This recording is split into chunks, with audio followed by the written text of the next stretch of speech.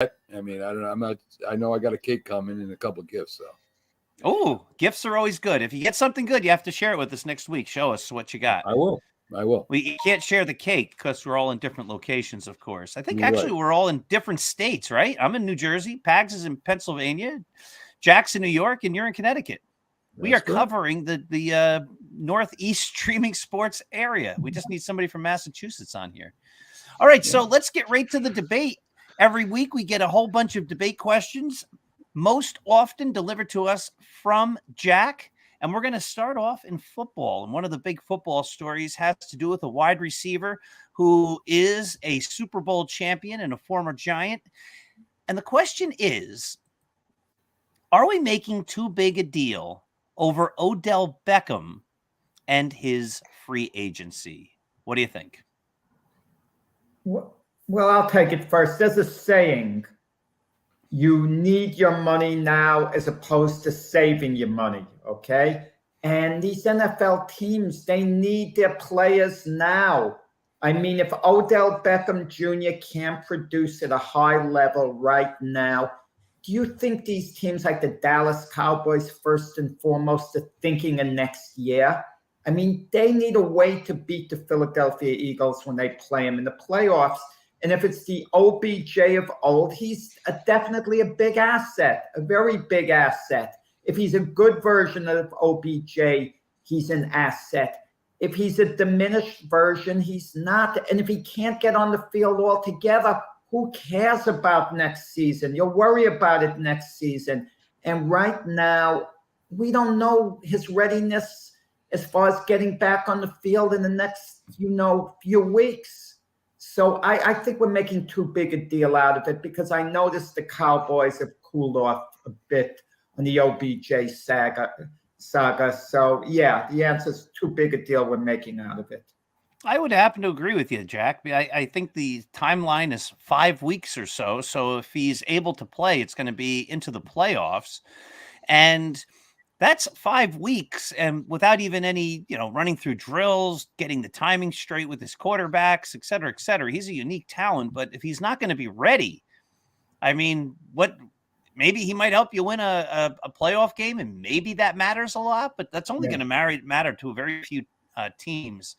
And there's no guarantee he's even going to be ready when the playoffs roll around. So, right, OBJ is a great football player. Sometimes he's also a big distraction. There seems to be things that always something happened with an airplane flight, and there were things with the Giants when he was on the Giants. I mean, so if you bring a guy in who's also a distraction, I don't know if that helps you as you're preparing for a big playoff game. What do you guys think? Yeah, I'll go. I pretty much agree with both of you. I think it's way too big a deal. Um, he's injured all the time. In fact, he's had 2 injuries to his leg over the past few years, so that's a concern. Um, as you guys all said too, the physical. He hasn't been able to pass the physical. He's having problems with that, and he's just. I think we're making way too big a deal over OBJ. What do you think, Bags? I agree. So he's now linked to the Eagles, and I'm like, yeah, the only reason why the Eagles would get him is to make sure nobody else gets him. No, I don't like addition by subtraction from everybody else. I don't think the Eagles need him. I don't think the Eagles need to spend any of the money. I think that I was hoping that the Cowboys would sign him because I don't think that I don't think he's going to be worthwhile to do anything because even when you come back from an ACL injury, you still don't trust your leg until you trust it. And that takes time as well. Usually, when coming back from an ACL injury, it takes about 18 months before the player is physically able to do the things that he was able to do before the ACL injury. And this is just too quick of a timeline for him. And it's just I think it's trumped up because of him, because of the name and because of who he is and what potential he has. I guess you'd have a ceiling with him, or that ceiling is really high, being like, oh well, he would be just even as a decoy on the field, it may be worth something. But I agree with all of you guys. Who is he? Yeah, No, he's nothing to me. He's nothing to me as far as Well, I'm then concerned. why are the Eagles interested in him to keep him away from signing I with don't think Dallas? I don't think that they are. I don't think that they But are. They haven't met with him, but they're look what he linked. did for the Rams last year. Contributed to them winning the Super Bowl. Caught a Right, but touchdown now we're pass in the we're Super Bowl. still at 9 months. So now when he's supposed to be physically able to start getting on the field, I mean, as we learned from Dallas in the physical, he's not quite able to get on the field yet. And Doc, if you're Doc, 5 weeks away, can I ask a Matt, question? Can I ask a question? Who would be the free agent that you would want to sign through trade or through through free agency? Who would be a free agent that you would want to sign? there are no free agents in football right now except maybe OBJ because he doesn't have a team. But I will throw this at you, Mac. You being a big Giant fan, do the Giants really have a more lethal receiver at this moment than OBJ would be? If OBJ could come back healthy, he's a better wide receiver than anyone that the Giants have. You can't say that for the Eagles and the Cowboys. Okay, you could say they have at least one better receiver. In the case of the Eagles, they have two. But OBJ would be better than any receiver the Giants would have right now, if he was mostly healthy. But I so think would that's the key. Northeast Freeman Sports own Byron Williams. Oh, come on. Yeah, in all due respect to Byron, OBJ was much better. OBJ is much better, but I'm saying that Byron Williams is better than what the Giants currently have. Yeah, I mean they got to. Mac, that's quite a dig at your Giants. No, well, I mean, I would expect him to dig at the Giants because that's what Pags would do. You're still holding, Mac, that the Giants will beat the Eagles at least one of the two games upcoming. Yes, he's hoping and praying. Hopes and dreams. Yes, I am. And they do have Wade Robinson. I don't know if he's coming off the injury list or not, but he is a very exciting young player and does have the speed that OBJ did have. So if they can get him back in the lineup again, they'll have a guy that can go over the top and beat the defenses. Mac, you just convinced me the Eagles are going to rout the Giants in both their games after that. Okay. And again, OBJ might be a great player, but you're not a great player if you're not on the football field, and you're not a great player, as Pags is bringing up, if you're injured. And as anyone knows who's come back from an injury, there's a period of time when you're just, as Pags was saying, you just don't trust that your body is going to be able to do what you need it to do. And to be the elite wide receiver in the NFL that they would be signing with the hopes that that's who Odell Beckham Jr. is really going to be, you just can't trust that that's going to happen because he's going to be making cuts and making runs and trying to do things, jumping in the air. And there's going to be somewhere in the back of his mind, if not in the front of his mind, this doubt that he's going to be able to do those things physically. And so if you bring him in, you're going to be bringing in a diminished player. So really, I think Jack said it best in the beginning. It's really a question not about this year. It's really a question about next year, no? Yeah, yes, I agree. I would say so. And for a little bit more news on the Giants, Saquon may not play. He's on injury reserve. He's got a neck problem, so he may not play during the Eagles game. So that bodes good for the Eagles.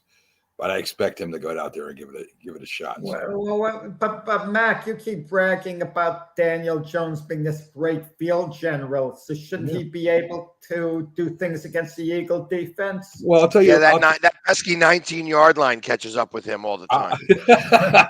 I'll tell you right now, Daniel Jones has big running games against the Eagles. He really does. I mean, the turf monster got him that one time, but he does have big running games against the Eagles, so maybe that'll be something that Jones can do.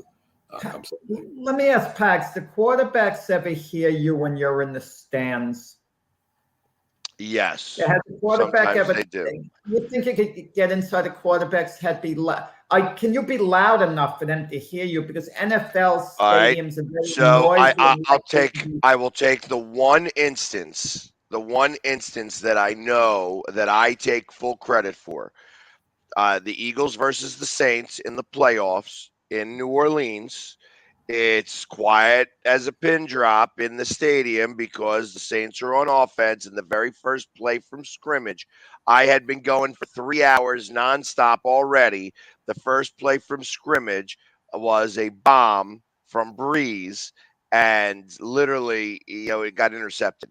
And I said I took full responsibility for that because I was relentless on him. At one point, he looked over and just is like, does that guy ever shut up? You know what I mean? And you could just tell. And I tell you, I saw my old buddy last night as we're talking about something like this. I saw my old buddy last night, Russell Westbrook. And I said, "Hey, Russell, how you doing? It's so good to see you." He gave me the whole. I don't want to hear you. He literally blew me off, like, purposely, which was a lot of fun. So I kind of wonder how Doc would handle it in one of his pitching leagues when he's on the mound, you harassing him. I have a feeling Doc wouldn't be able to find the plate. You're wrong about that. Pags, come to one of my games. Now, here's the good news, though, Pags. If you come to one of my baseball games when I'm pitching and you whisper, you will still be the loudest fan at the game. But I thrive on adversity. And so I'm thinking if you come, you'll probably make my fastball tick up a few miles per hour. It might go from, like 48 miles an hour to 49 or even 50 miles an hour. So if you come, and that wild pitch that would come close to me. Yeah. Sometimes when I come inside and I hit batters, they laugh. They don't get mad at me. In the beginning, when I'd hit batters, I'd be like, sorry. Now they just get hit and they go, okay, thanks.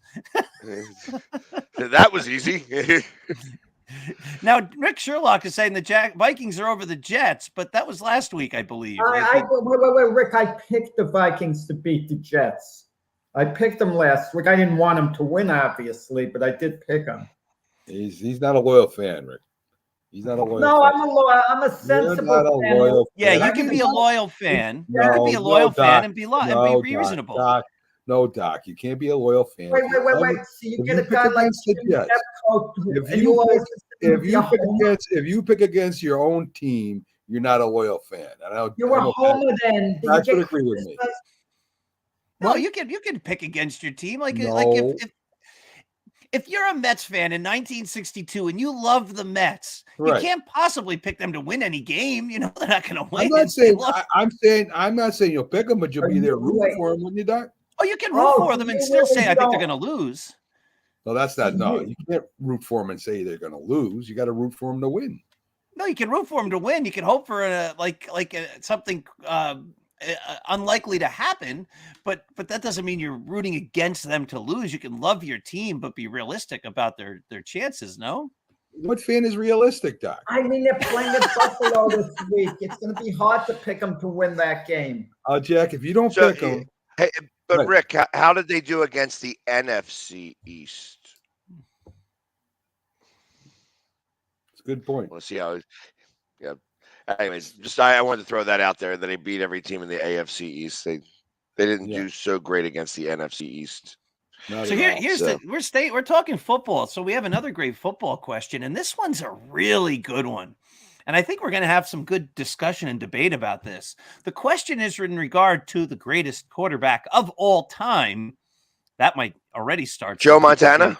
No, Tom Brady. And the question is, judging strictly by this current season, is the greatest quarterback of all time still one of the top 5 quarterbacks, or is he not one of the top 5 quarterbacks this year? What do you think? Yeah, I just want to clean the question up a little, even though you presented it very well. Oh, thank you. I appreciate it. It's not his past accomplishments. Correct. It's how's this year. They mean nothing at all at this point. Let's just talk about the Tom Brady of now, but we know what he could do based on what he did in the past. That's not okay. True. How he is now. If you had to pick the top 5 quarterbacks in the NFL right now, going forward to quarterback your team, let's say, for example, Pax, in your case, Jalen Hurts can't quarterback the Eagles anymore. You can pick a top 5 to slot in Jalen Hurts' place. Obviously, Patrick Mahomes is going to be one of them. That's a no-brainer, I would think. Probably Josh Allen. And now, when we fill out the top 5, is Tom Brady going to be one of the 5? And my guess would be no, not right now. Maybe a top 10, but top 5, I couldn't say. We'd have to give it some thought who the other 3 would be after Mahomes and Josh Allen. Would it be Joe Burrow? Would it be maybe Tua? We're not counting Jalen Hurts in this. Well, let's give the Eagles as an example, slotting in. But I don't think Tom Brady makes the cut at the top 5. If he does, it's just barely, but I don't think he does. No, not even. Yeah, not this year, not this year specific. Because if you're grading on like even most recent events, I mean, you could say Tom Brady's no better than Baker Mayfield. No, so not who's having the best year, Pags.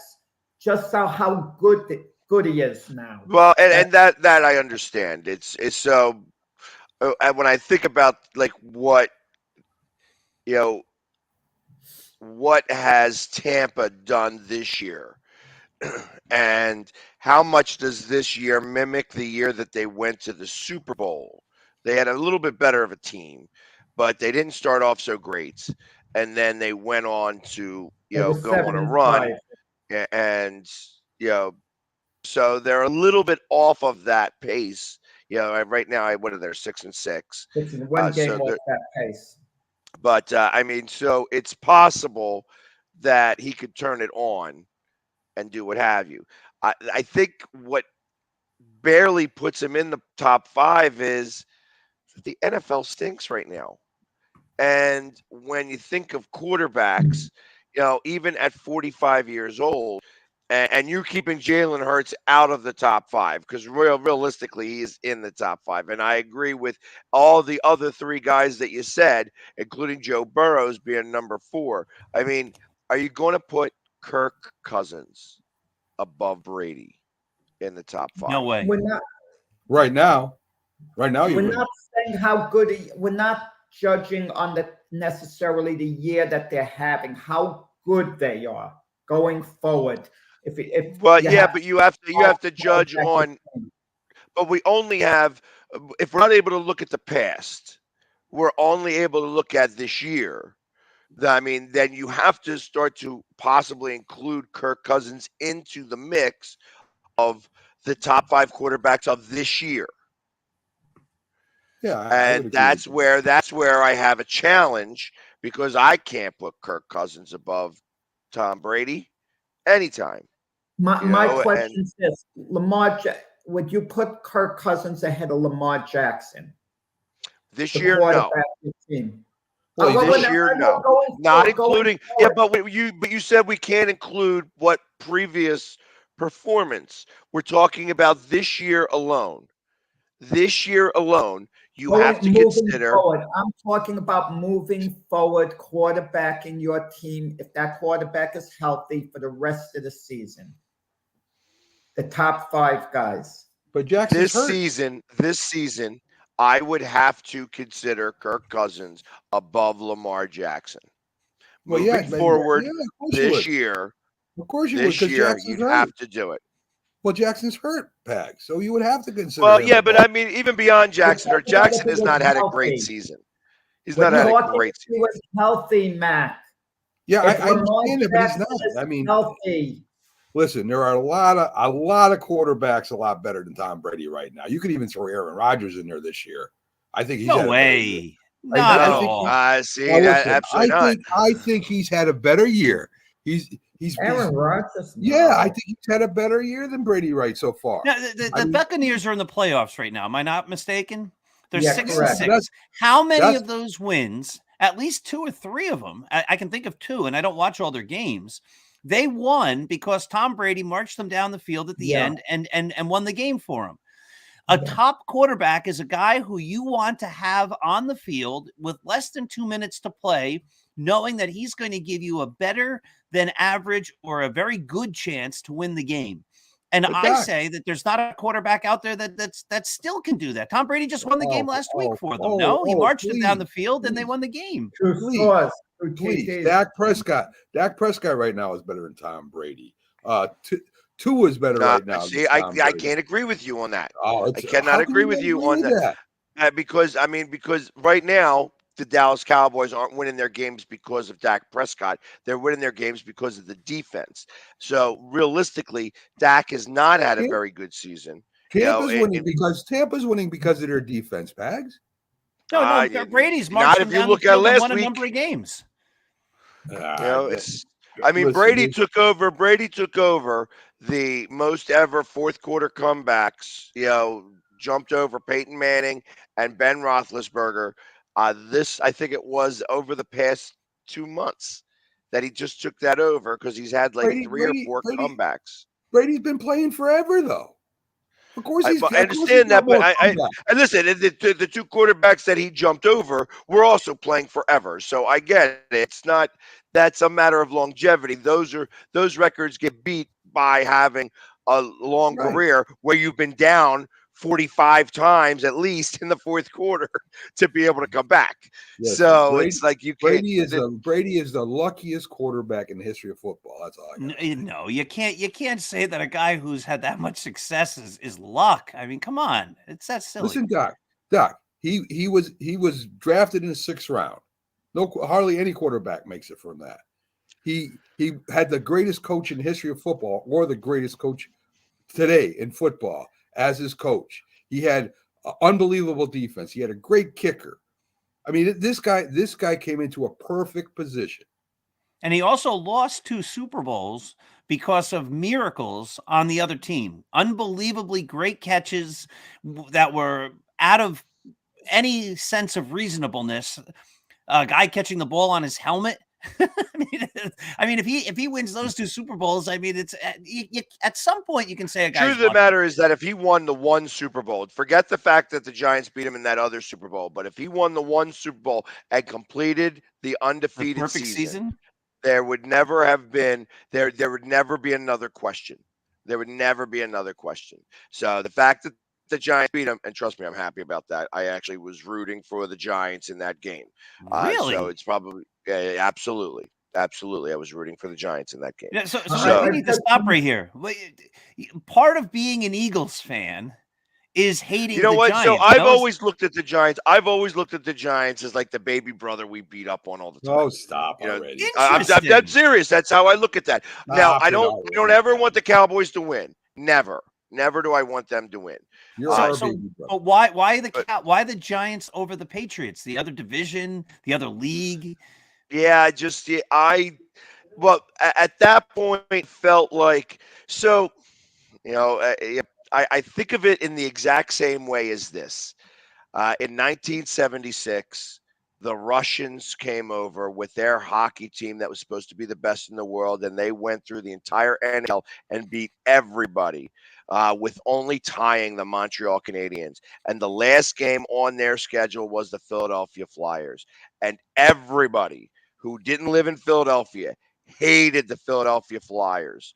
But they were all rooting for the Flyers against that team because it was the last stand.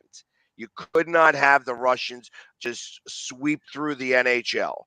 And the defending Stanley Cup champions were the last team to play, and that was, and everybody was pulling for the Flyers in that game. That being said, did they win? Mentality. You're leaving me hanging here. Did they win? Oh, yeah, the Russians left the ice early. There's a whole video about that. Being a historian, I know you don't know much about hockey.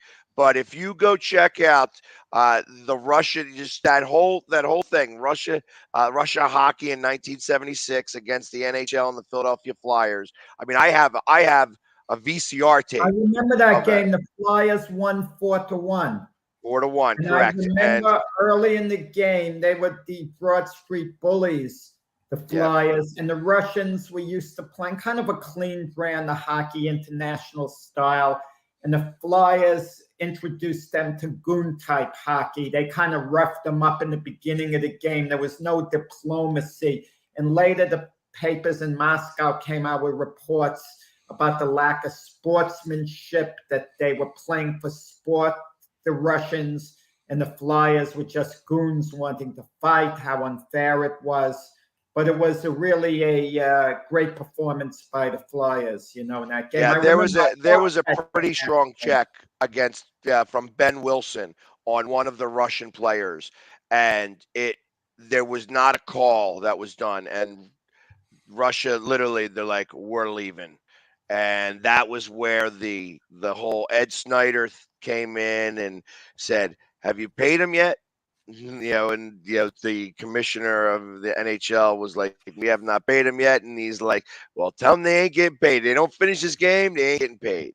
And they came back out, and the Russians started to fight back a little bit. It wasn't just a pushover by the Flyers in total, but the Flyers won that game.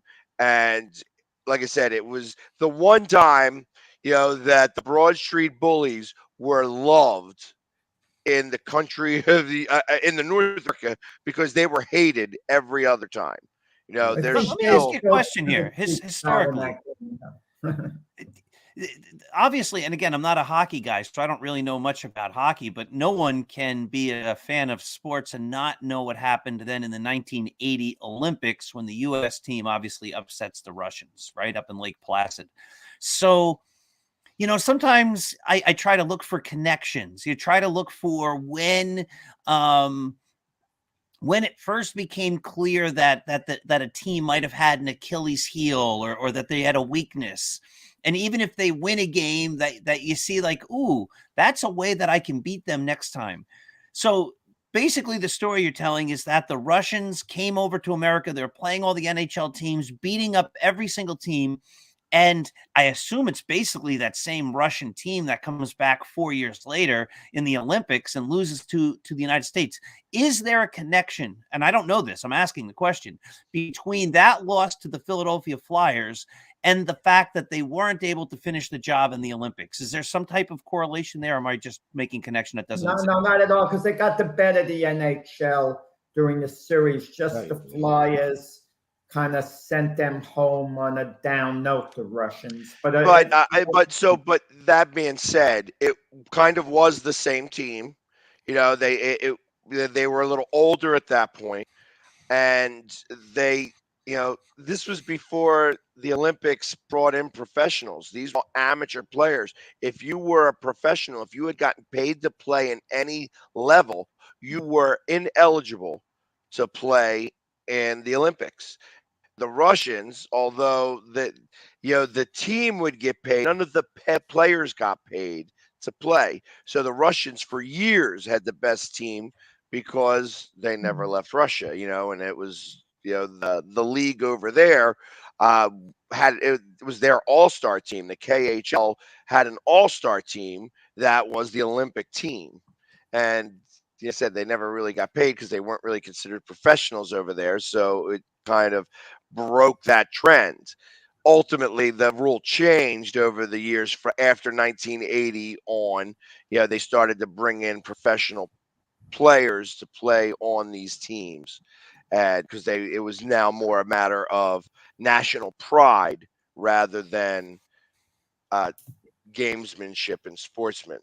Because they knew that the Russians were playing dirty.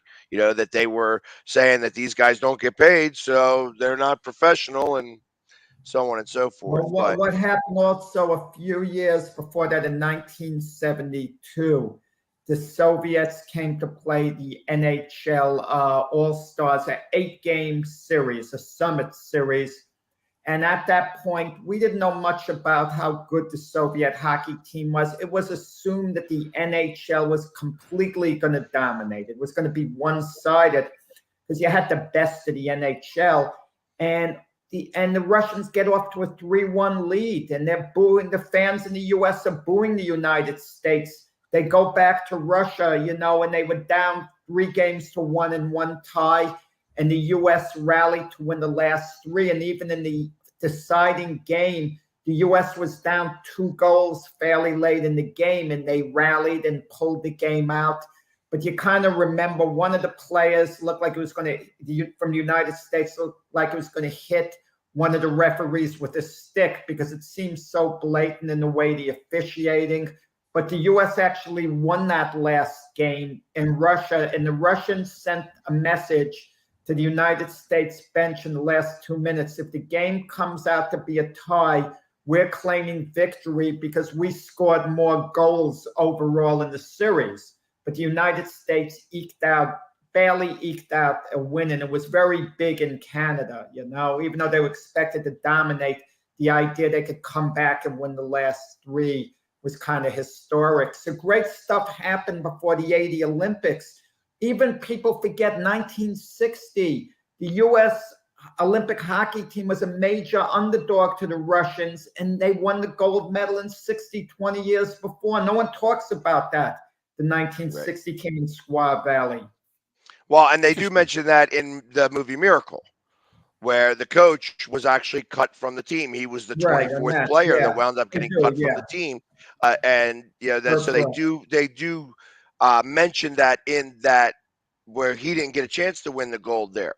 So, and everybody seems to forget also that, not when they beat the Russians, didn't win them the gold. They still had to win the next game, and they had to come back to win that game. So that was the one thing that Herb was able to do with that team was able to give them some resiliency to be able to, when it came to where everybody started to get tired in the third period, that was where the U.S. was able to take over and score a good portion of goals in the third period in general because they just had better legs. Yeah, great stuff. See, a historical lesson on hockey. Out of the blue, I did not know that the Americans had won the gold in 1960. That was a big-time Olympics, too. A great book was written by David Mariners about the Rome 1960, I believe it's called, about the great Olympic Games there. But I think it was a summer. I think he basically talked about the summer games. Cassius Clay, right? Right, Jack? That's when Cassius Clay emerges on the scene. But to bring back to where we were actually talking about, well, that it's that mentality that had me rooting for the Giants because you could not watch, Tom Brady's team, especially after all of the things about cheating and stuff like that. You were not able to just accept. There was like a little pocket of people around Massachusetts and Boston that were rooting for the Patriots, and everybody else in the country were rooting for the Giants. And there was a house in Wyckoff, New Jersey, that I think that was rooting for both teams. We were excited about the Giants, but my son was a big Tom Brady fan. He was about 8 years old, and so he wanted Tom Brady to win too. So when your kid roots one way, at least my kids, I tend to root where they're rooting for. So yesterday I was rooting for Argentina because he's a big Lionel Messi fan. So that was same type of thing. Go Argentina! Who is rumored to possibly be coming to the Philadelphia Union. Yes, that's what they say. That would be so amazing if he did, but I can't imagine that he's going to come to the MLS, into the Philadelphia club. They're saying that he's coming to the MLS. It'd be interesting. I was that first soccer generation, and I remember going to Giants Stadium and watching Pele. I was just a little kid. I was like 10 years old, but boy, that Cosmos were fun. And Franz Beckenbauer and Giorgio Canaglia and Herbert Berkemeyer, the goalie. I mean, that was a great team, of course. And they had Pele. Shep Messing. Oh, and Shep Messing too. Yeah. Tony Fields. I mean, it's funny how you remember things Alberto. like. Yes. How you remember these guys who I haven't. See, and I remember the Philadelphia team. So I was too young to any of the players, but it was the Philadelphia Fury that would play against those teams, because that was the name of the outdoor soccer team, because they also had indoor soccer, because that was the Fever, and I remember them as well. So I mean, I can go, when we start talking about history of Philadelphia sports franchises and such, soccer has had a very rich history in the city of Philadelphia in general. Some of the oldest clubs in the country are out of Philadelphia, and the Ukrainians, the Yukis, were world champions like 7 or 8 times from like the 1930s through the 1970s as just a normal like club, out of Philadelphia, and would win world championships against like major countries, and just a Pat, little club in Philadelphia. Well, let's Pags, keep talking football. Doc, wait a second. Pags, when you say we lost our audience because of Keith Hernandez, we just lost all our audience because we're talking about soccer. People like Yeah, soccer. people love hearing about Oh, people love hearing about God. history. They love hearing about history, and they love hearing about championships. Oh, Well, let's keep talking about football. Let's go to the Jets. Mac is a Different meat and football. potatoes guy. Just wants to discuss baseball and football. right. Let's go ahead. And So I have an Anyway. audible for the next question. We're not going to go. all right, we're going for an I got audible. for We're the not next going to question. talk about the Jets yet. Mac All right, go thinks Pags. soccer is nonsense to talk about. Yeah, I know. We're only in the middle of the World Cup, which is the most watched television right now in the world. But Yes, I know yes. Mac doesn't pay attention to that. No. So It was a great game yesterday. It goes down to a shootout, and yeah, Argentina, it was I great. tell you that's a great debate question because this also feels with hockey as well. How do you feel about this Yeah, there you go. That's good. to end a game? No, I'm no. not a fan of it. I'm not a Yeah. fan of it at all. Yeah. Playoff hockey is so exciting because they don't go to the shootouts and they go directly to it's the golden is the one that wins the game. And I really wish they would do that. I get hockey because at least the net's small and the goalie's got a chance, but I don't understand the soccer. I mean, I don't know how a goalie makes a play on them kicking the penalty kicks. I mean, if you miss the net from that, come on, you shouldn't even be playing. Hey, well, you saw that yesterday. You saw that yesterday. That not only did the goalie make a couple of good saves, but Argentina missed the net. So it made it all go all the way down to the fifth. It went down to the very last penalty kick to win it. Yeah. It's sort of, if we want to tie it into boxing, like in the olden days, you used to just have all these fights. I'm talking 100 years ago that would go 20 rounds, 30 rounds or whatever, right? You keep going till somebody wins.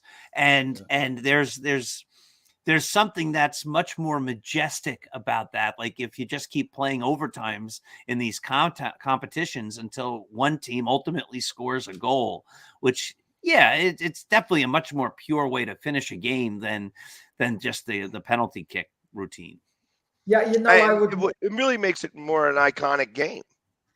I think when I think about that, and I'm sorry, I didn't mean to cut you off, Jack, but when I think of the Flyers versus the Penguins, and I want to say it was back in 95, maybe 96, where it went 5 overtimes, where and literally they scored a goal in this, in the 5th overtime, and it was Keith Primo that scored the goal. I'll never forget that. I don't know what happened. I couldn't even tell you. I think the Devils won the Super Stanley Cup that year, but I'll never forget that was the game of the year. Like just going back and forth, and every shot on goal is a big deal, and you get into that 3rd overtime and then that 4th overtime, and then they're exhausted. They're running solely on the adrenaline of winning the game.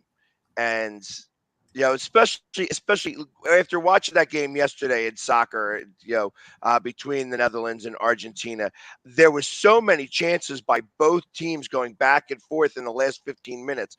It would have been great to see another 2 periods of 10 minutes each to see if they could get an actual goal, because they were getting really close, and they just didn't seem to. They just missed the net. Over and over Jamie, again. you had an audible you were going to call for. I did have an audible.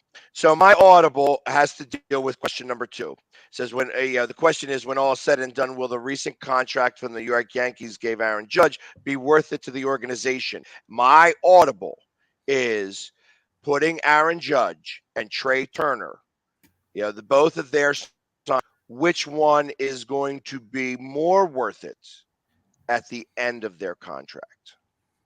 That's still an easy one. Well, Trey Turner's 30 years old, correct? I think he's Yeah, 30 I years think he'll old. be 30 at the start of the season. So this contract, does it take him to age 41 or through age 40?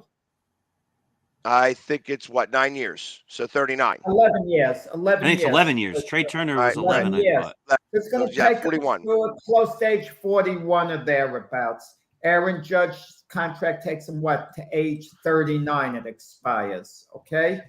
And you have to look at the type of players they are. Aaron Judge is an outfielder. They could conceivably move Aaron Judge to first base at some point. Who knows whether he could play that or not? But let's say he's an outfielder / DH late in his career. Trey Turner is a shortstop.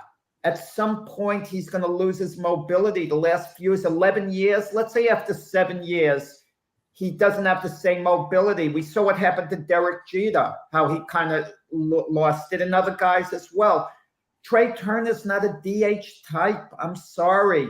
If you put him at third base, first base, he's just not the same player. He's a wonderful player now. He's going to be worth it for the first half of the contract. He's going to mean a lot to the Phillies. He's from the area. He's going to be a big crowd favorite. But he's not going – the last few years, I think Judge will be a little younger than Trey Turner. And Judge swinging the bat in itself is going to be a little more lethal. And consider this 2 packs. There's a difference between Trey Turner and Aaron Judge. Trey Turner is going to become a major Philly fan favorite, in my opinion. Major. And maybe retires one where they're going to love him in Philadelphia. But he's not quite going to be a legacy Philly like some of the other, like a handful of legacy Philly players, like a Mike Schmidt. Mike Schmidt's your ultimate legacy player for the Phillies. Trey Turner's not going to ever be in that category, ever, even though he'll be a wonderful player. Aaron Judge will be a Yankee legacy player who's going to be compared to Jeter, Mantle, Berra. So there's a difference. So the Yankee contract, I think, is going to be a little more feasible. But the Yankees are paying more money, on their contract too. But I think the Yankee contract will turn out better. Mac, what do you think? I agree with everything Jack just said. And so do I. And I think I don't know if Pags is setting us up to debate. But so I do have a second thought. All right, so we'll give Pags the last word. But Trey Turner is a good player, a very good player. He's a star player. But and this isn't a Yankee homer talking, because I've said my fair things about Aaron Judge being hurt a lot and things like that. But Trey Turner's not Aaron Judge. Aaron Judge, as Jack alluded to, at the end of this contract, and listen, WAR is a statistic, blah blah blah. But he has a chance to be top 5 or even top 4 in Yankee history in WAR. Which would play. He has a chance to go above even Joe DiMaggio with just like WAR seasons of 3 or 4 or 5 every year from now for the rest of the contract, and that's basically what he's always done. Last year he was a 10 WAR player. Aaron Judge is one of, if not the best player in baseball. Trey Turner is a very good shortstop. He is an excellent ball player, but he's not. It's not even in. He's not even in Judge's realm as far as being a baseball player and providing value to his team. So Trey Turner's a great player. He's going to help the Phillies win. I agree with Jack and Mac that he's going to become a legend in Philadelphia, but I don't think you can compare him to Aaron Judge. And so I think the Aaron Judge contract, assuming both players stay healthy and perform at the levels they should perform at, that I think the Aaron Judge contract will be Aaron Judge will be much more of an impactful player than Trey Turner. So I think that ultimately we're trying to discuss here the last 3 years of the contract, or in my case probably the last 4 to 5 years. So what's it going to be like 6 years in? So at obviously where you're saying moving him to DH or first base or third base, I see him moving to second base is where I would see Trey Turner. And then I kind of look at Trey Turner with the way his career has kind of gone and the way he's the way he accepts at bats, way he just does at bats, being more like a Paul Molitor type, where he'd be able to get on base. Speed never really goes away. And, the one loss art that I find in baseball is the stolen base. Well, that's coming back, though. It is It's starting going to to come come back back. And because the bases next year are going to be bigger, and there's going to be rules about how many times a pitcher can throw to first base. So I think one of the and the shift being outlawed, I think you're going to see a huge uptick. And if you're going to talk about stolen bases and Trey Turner's going to steal a lot of bases, that's something he will do. That I don't Judge can steal bases, and he does, but especially as a $40 million a year player, I don't see the Yankees having Aaron Judge stealing and sliding into second all that often. So Right, that would be a Trey Turner advantage. right, and that's where I kind of believe that in towards the end of his career, towards the end of this contract, speed you slow down a little bit, but let's look at Ricky Henderson, who was obviously the best to do it. So I'm going right at the very top here when it comes to stealing bases and such like that. When I think of stealing bases, I think of Ricky Henderson, I think of Vince Coleman. I think those are the guys that initially come right off the top of my head that were able to long into the career.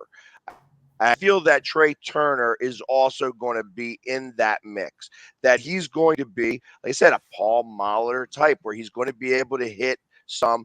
As he gets older, I think the power will start to take over a little bit more. I don't think he's going to ever be a 50 home run guy. I think he'll maybe be 25, or maybe touch 30 as we get older. But my expectation is that they're both going to be good. And as they get older, like I said, 6 years into this contract, is Judge going to beat the home runs like he used to? I don't know that answer, because he's not going to have some of the same benefits that Bonds did. Can I So ask you guys this? Mickey Mantle, let's say back in the day, contracts were the same as today. The last 4 years of Mantle's career, he was a broken down player. He would hit like about 23 homers a year, something like that. But he wasn't the same player. He was just a shell of himself. But he had such value emotionally to the team, to the fan base. How do he's kind of worth the contract even at the end in a certain way. But guys like Trey Turner, Pags, they've got to do it 100% on the field. Okay, Aaron Judge could wind up being like a Giancarlo Stanton late in his career, which is still good, have these great spurts, but, not really be worth the money that they're paying him or close to it. But he'll have value to the overall organization. Trey Turner, if he's hitting 242 this year, hitting 17 homers and only being okay defensively, they're going to turn on him. I mean, it's going to be a long 11 years. I don't think so. I think Philadelphia has short memories. And I believe that right now, for instance, we're going to find out exactly how short of memory Philadelphia has. Obviously, Nick Castellanos came here very highly revered, did not have the best season, did not have the best playoffs. If Nick Castellanos does well this year, nobody's going to remember what he did in the first year that he was with the Phillies. They're going to go back to everywhere else where he said, hey, it takes some people longer to transition, to go from one place to another and get themselves right. And that was the same thing with Nick, that it took him a year to do it in Cincinnati when he was traded. It took him a year to do it. I guess it was in Chicago. I don't even know, where it took him a longer time to transition. He didn't feel comfortable right away. It takes him an extra time. So you guys lost David Robertson from your bullpen. He came to the Mets a 1 year, $10 million deal. Mac wanted him to be the closer of the Yankees. Mac was hoping the Yankees would get him. I'm happy. I'm glad that the Mets got him. I feel that, the one thing that I am 100% positive about Robertson is he will hits. He's good. You got to use him within 25 pitches. After 25 pitches, if you get him over that 22 threshold, then you can get to him. And that we learned that. I learned that very quickly here. Because he couldn't go 2 innings. He couldn't go past 22 pitches. I think Robertson is still a very effective pitcher. He still can get the ball up into the 90s. He's still got that the cutter pitch. And, the ball jumps out at you. I still think he's very effective. Yeah, for 22 pitches. Yeah. That 23rd pitch is going to come in a little bit flat. And I don't and listen, that's just being real. That's what I see. It's just he was good up until the point where he wasn't, and you could tell that something about his arm would just get a little tired. The balls would come in a little bit flat, and he would start to get rocked. But it was usually after 20 pitches. Well, that gives us a nice chance to have our first commercial break. We're going to take a little break here. We'll throw some commercials up there. Hey, Pags, we need to get some new commercials into the queue. If you could put a couple in there for us. But this week we'll have a couple of the good old standbys, and we'll be back in a few moments after these wonderful commercial breaks. I mean, you can see right now without LeBron, Lakers are struggling. Let me tell you about a team I hate, all right? I know the Dallas Cowboys fan is here, so I had to make sure he knew how much I hate this team. I'm ready. I've often said that the people who run baseball, they try very hard to ruin it. I'm from Brooklyn. I don't have a problem saying it to his face. Oh, from Brooklyn. Hey, guess any.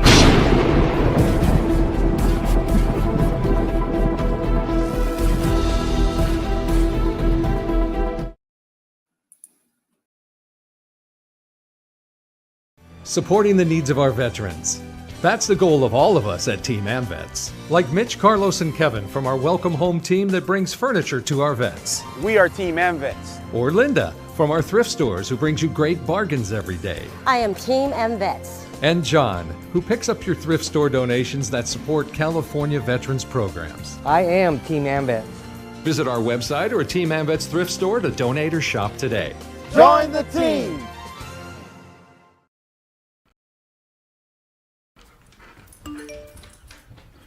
Trisha's having a sleepover tonight. Can I go? I wonder about Lucy's friends. What should I say? I know you're only 10, but one of these days a friend will offer you a drink. And alcohol at your age can lead to so many things. None of them good. So can I go to the sleepover? Lucy, I want you to promise me something. I finished my homework. Bigger promise.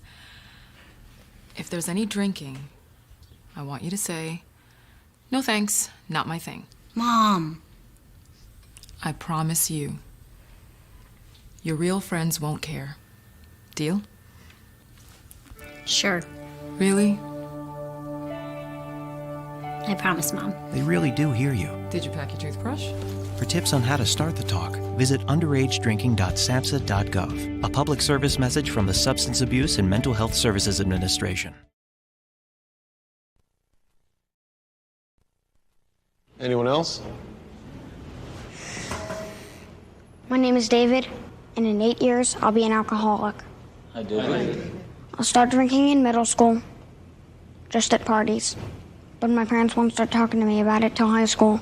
And by then, I'll already be in some trouble. Kids who drink before age 15 are 5 times more likely to have alcohol problems when they're adults. The thing is, my parents won't even see it coming. So start talking. Who's next? Before they start drinking. My baloney has a first name, it's O-S-C-A-R. My baloney has a second name, it's M-A-Y-E-R. Oh, I love to eat it every day. And if you ask me why, I'll say, 'cause Oscar Mayer has a way with B-O-L-O-G-N-A. Oscar Mayer, the first name in Bologna. How's that?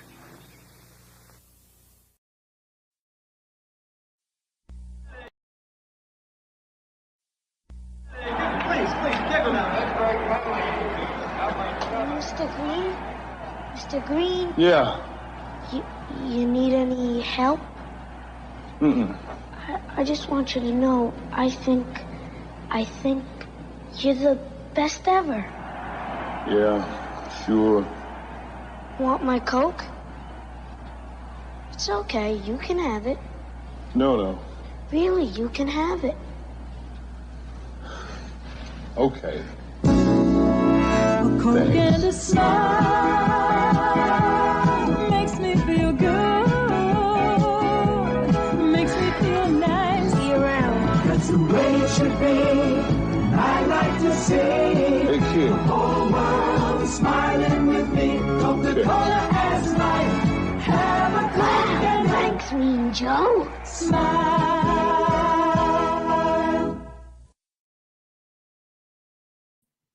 All right, we are back to the Mac, Jack, Doc, Pags, and everybody else debate show here on Saturday. Here is Mac. He is back. Here is Jack. Pags is on his way back. I'll take a break in a couple of moments. Jack, the original question that you asked was, how is that contract for Aaron Judge going to play out over this time, getting $40 million a year for 9 years? And so the big point that I'd love your perspective on, I'll give you mine, is I don't think it's really on Judge at this point anymore. I think it's now on the Yankees. If they use the contract as a way to keep other needs not addressed or not addressed to the level that the Yankees should address them by using the contract as a way to say, like, we can't afford other players, then it's a bad contract. But if the Yankees decide that they're going to still go out and sign the other big players and make the necessary deals, make trades that they need to do to make the team better, then I don't think it'll be a bad contract. I don't think it's really on Judge now. I think it's on how the Yankees react to that trade, to that signing. What do you think? I think the Yankees wait too long to close deals, and they risk losing their prime players. Remember with Bernie Williams, it went down to the wire. Did I ever tell you the Bernie Williams story? No. Oh, this is just kind of cute. My oldest son was about 6 years old at the time, I believe, when Bernie was going to leave. And the internet was brand new, and somehow I found a website that somehow you could talk to Bernie Williams, or his own website or something. It was all in its infancy. And that night, he didn't want Bernie to go. That was his favorite player. He wrote an email to Bernie Williams that I'm sure Bernie never got. But, like, you're my favorite player. Stay a Yankee. He was 6. And the next morning, Bernie Williams signs with it's announced that he's a Yankee. So my little 6-year-old son thought that he did it. But Bernie Williams, they waited till the last moment to finally match whatever the Red Sox were going to give him. $87.5 million, I think, for 7 years at the time or whatever. But they easily could have lost him. Like they lost Andy Pettitte to Houston when they finally were willing to pay Andy Pettitte what he would have accepted. Pettitte decided, I want to go home to Houston. That was the same thing as Judge maybe going home to San Francisco. They waited till the last moment for their top offer. Listen, they should have signed Judge 3 years ago. Recognize he was a legacy player. 3 years from free agency, 2 years from free agency. Even last spring training, they could have gotten him for about $70, $80 million less than what they ultimately shelled out. And that money could have gone to, let's say, a Carlos Rondon as part of a deal to bolster their pitching staff or other needs. And some of these teams are doing it, like Atlanta, Tampa Bay. San Diego tried that with Tatis. The jury's still out to see whether it's going to be worth it or not. Yeah, but Brady's that's did it with Acuna. Yeah, at Acuna, 10 years, $100 million. What a bargain. Are you kidding me? And because they addressed the situation a few years before one of their great players was going to become a free agent, where they could get him on the cheap, basically, at good value for a team. So, but I'm going to tell you something. This is my feeling. If I would Judge, I would feel pressure to live up to the contract. Don't think just because the guy's guaranteed the money, he's not under enormous pressure. 9 years is a heck of a long time. If you're performing very poorly 3 years into the contract, you can't wait to get out of town. If all of a sudden you lose your skills, what's that play on the Orioles? Chris Davis was his name or whatever. They gave him a long-term deal. He's not an Aaron Judge, but based on one big year, something. And it's like, it's brutal for the player to keep coming out there to work every day, being booed game after game after game. I mean, we're looking at it from the outside, but that's coming to the ultimate bad work environment for the player. And to do that repeatedly, it really takes a toll on you as a human being. Well, I agree 100%. 100%. You know, the part of, and I've said this before, and I'm not taking anything away from Aaron Judge. Aaron Judge is great. Aaron Judge had a legendary season.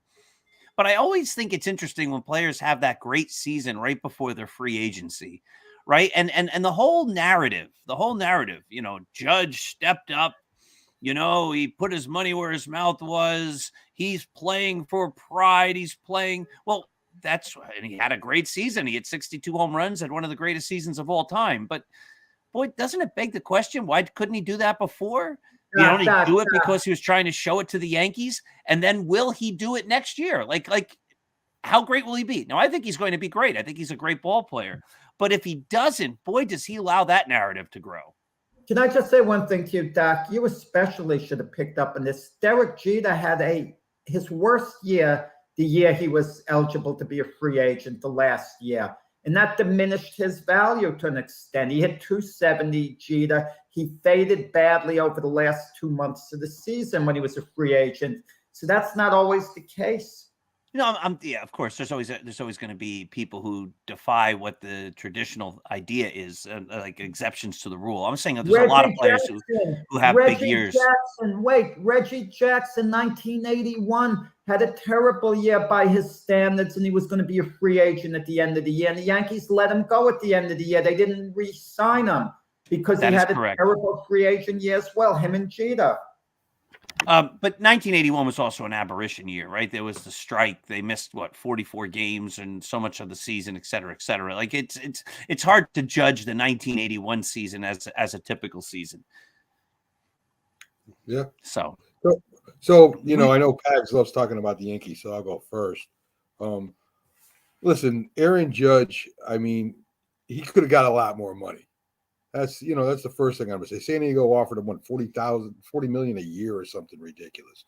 So, you know, he took less money, which shows me that the pinstripes and being a Yankee still holds a lot of weight in the Major League Baseball. So he takes less money. He has a great year. He wins all these awards, and still. I think he's gonna. I don't think he's gonna have as good a year as he did this year, next year. But that's gonna happen. It's gonna go up and down.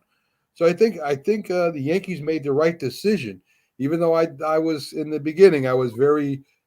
What's the word I'm looking for? I was very leery, upset with him because he said he wanted to be a Yankee and yet he was going to go somewhere else. So so I admit I was wrong. And, I'm happy that Aaron Judge. At least you admit it, Mac. Doc hasn't admitted. I told you and Doc I would call you guys out on this at the end. Last year when they turned down the 213.5. Mac, to his credit, admits he was in error on reflection, knowing what the free agent market is, but Doc is dug in. I wouldn't have signed him 3 years ago to a long-term extension. He had been hurt all the time at that point. It's easy to look back and retrospect and say, see, he wasn't hurt the last 2 years, and look how great he was. Yeah, you're right. Sometimes you take a chance and you're wrong. But the Yankees also signed Luis Severino to a big contract when he was young. Like these other teams have done, people forget about that. And he was hurt, and he's been hurt for most of that contract. They didn't sign him for big money, and the Yankees picked up his option this year as part of that contract. Correct, but the Yankees haven't gotten their money's worth out of that contract. And another player they tried to do that with was Aaron Hicks. Again, for bigger money at the time. They wanted to lock him up long term. So they said he's coming off a good year. We project him to be really good for the next 5 years, whatever it was. And they signed him, and he has not performed, obviously. Judge is a legacy player. You can't. But 3 years ago, he wasn't a legacy player. Three years ago, he had a great rookie year, and then he had a number of years where he was injured. He was trending towards that. He got hit by a pitch in the hand, and that's what's one of the reasons one of the years he was out. I didn't think it was an issue last spring, and he proved it. Look how he took the field game after game, even late in the season. And with that said, for all we know, Aaron Judge will get injured early next year, and then people are going to question the contract. I mean, it's a long deal for a lot of money. And again, I can't. This is a discussion for another time. I still don't understand the modern ball player compared to the guys from decades ago who never got hurt. Willie Mays, no one hustled harder than Willie Mays around the bases. He never pulled his hammy. You know, Roberto Clemente didn't pull hamstrings, but all the guys today, it seems, can't stay on the field compared to the guys of the past. I don't get it, Mac. You mentioned you think they overtrain. Yeah. I'm not sure. I mean, Doc's active marathon running. I mean, yeah, know, I mean, if your whole regimen consists of lifting weights and you know of that of heavy lifting, of course you're going to pull something. Your legs are tight, the muscles are very tight, and you're going to pull. And when you run around the bases or you make quick moves, of course you're gonna pull ligaments and such. So they definitely overtrain. There's no doubt about that. And we do remember the players, and we use them as examples who don't get hurt. Willie Mays, Hank Aaron, or whatever. But baseball history is littered with ball players who did get hurt. And we just don't remember who they were. Mickey Mantle was hurt. Joe DiMaggio missed a lot of time in his career on and off for a number of injuries, the famous heel spur injury. So, I mean, there were great players. Babe Ruth had a bellyache in 1925 that shocked the world, etc. We don't know if it was a bellyache or not. But the point is they missed time. But Mantle got hurt hitting a sprinkler, right? I mean, in outfield, that wasn't an injury because he was cutting. Yeah, that's because he's injury prone. No, but after that, he missed time in 61. He was in the chase. It's 10 years later now. He got hurt in 51 in the World Series with the sprinkler. And then in 61, he got hurt late in the year and had to bow out of the. He got a faulty flu shot or something. You know, he had an infection and they gave him a bad shot. My point is, we remember the players when we make arguments like that. Remember the guys who played every game, but then we tend not to remember the guys who missed a lot of time.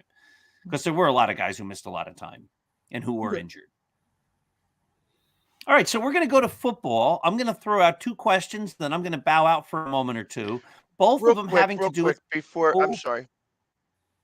Go. Yeah, I'm sorry. I wanted to jump in real fast. Go. Yeah. What are your thoughts on the fact? What are your thoughts on the fact that San Diego made plays and lost players that they offered more money to? Like Trey Turner and Aaron Judge. Both. Well, both offered significant more money, and both got. Well, Turner loves Philadelphia. His wife is from Philadelphia. It was a lifestyle thing. The Phillies offered Turner 11 years, $300 million, and San Diego, from what I understand, went up to 341, like 31 million a year as opposed to 27 something. That's significant money that he was leaving on the table. But it gets to a point with some guys, 300 million, they're looking 41 million more after taxes, and they're thinking to themselves, this is 11 years out of my life.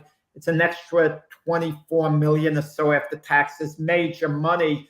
But when you're going to be making after taxes 160 million anyway, and you could invest it, it becomes kind of like a lifestyle thing. The guy that gets me, Pags, is Jose Ramirez of the Indians wanting to stay in his hometown. His agent kept begging him not to sign the deal for 7 years, 141 million, but he came up through the Indian system. His daughter goes to school there. He loves Cleveland, absolutely loves it.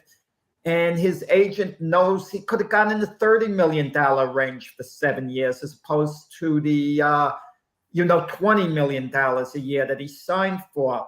But, some guys, the money really, while important, they do figure, how much money do I really need after a while? Look at Robinson Cano. He was offered 7 years, $175 million by the Yankees, but he took the 10 years, $240 million. He's no longer a legacy Yankee. He would have probably been a legacy Yankee, you know.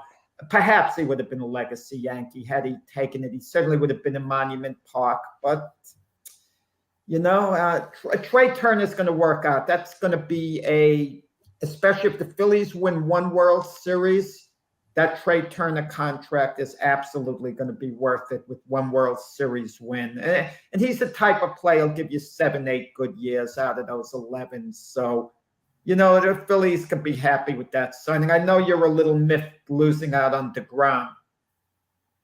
Actually, when they said that he signed for 5 years, I was like, okay, that's good for him. You know what I mean? He's not going to be worth it in 3 years. So, and I think that the Mets spent ridiculous money. They didn't really do well with the money that they spent. So I find it very it's going to be a very interesting year moving forward.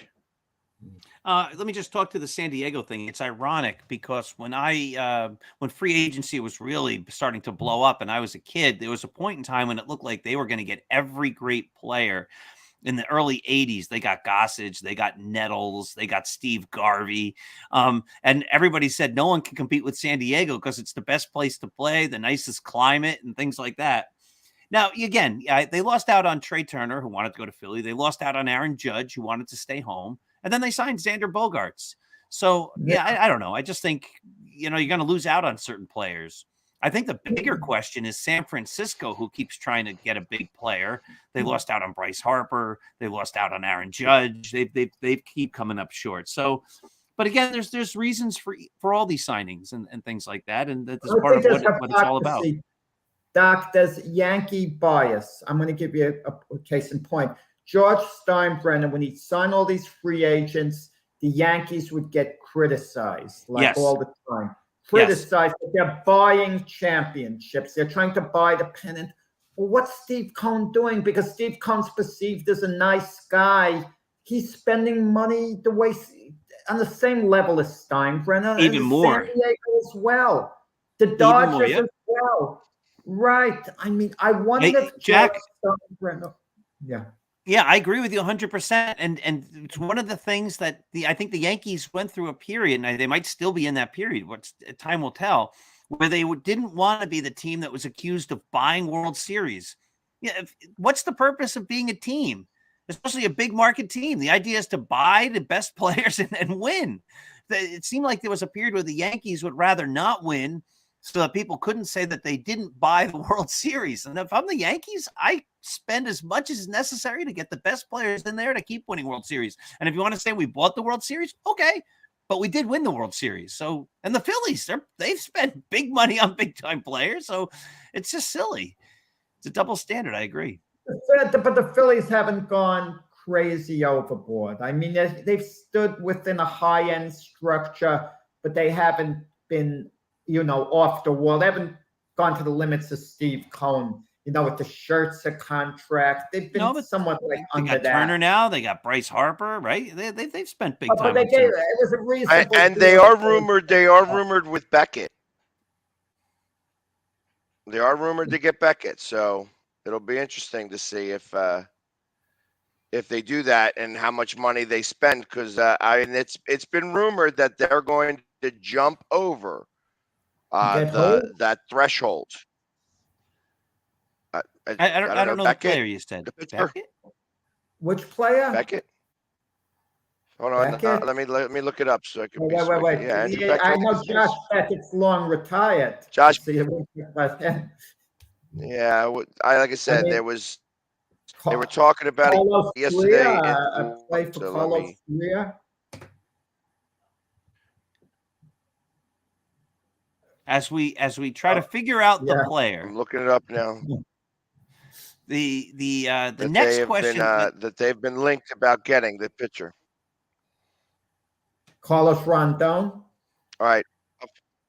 No. This guy was he's a current pitcher now, so Okay. Well, he's not high end. I mean, Rondon is. He's had 2 great years. He's the guy I want the Yankees. Yeah, I want the Yankees to get absolutely, positively, 100%. And I think that's the type of guy that's going to say whether the Yankees are all in or if they're just going to sign Judge to a big contract and then try to fill around him. Well, the Yankees made another.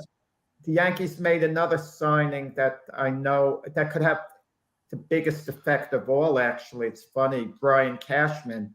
Brought back Brian Cashman. Bassett. Well, yes. Bassett. Oh, Chris Bassett. Good pitcher, but not worth the truly big bucks.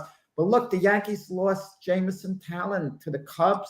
Yep. 4 years, $68 million, $17 million a year. I think that's a little high for a pitcher his caliber. I do too. He's a strictly average pitcher. Nice guy, good pitcher, but yeah, I don't think he had a role on the Yankees. 3 years, $13 million a year. That's as high as I would have gone if I were the Yankees.